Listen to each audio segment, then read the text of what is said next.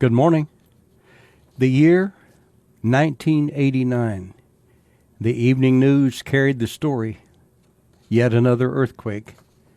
This time it was in Armenia.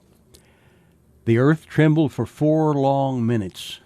By the time it was over, it had claimed the lives of 30,000 people. Moments after the killer quake hit, a dad raced several blocks to the elementary school to look for his son.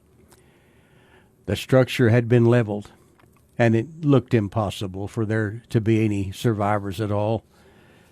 As this dad looked at the pile of rubble, he remembered a promise he had made to his little boy.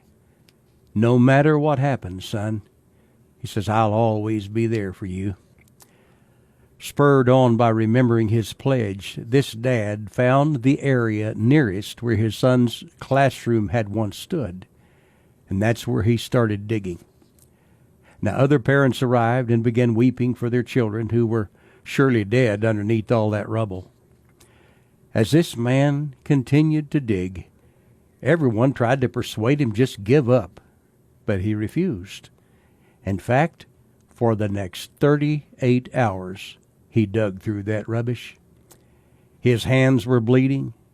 His clothing was torn nearly off his body.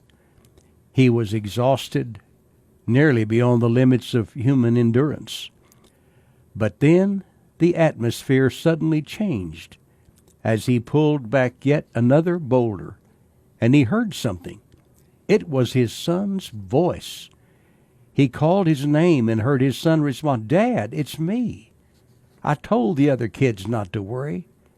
I told them that if you were alive, you'd save me, and when you saved me, they'd be saved too. Because you promised, no matter what, I'll always be there for you."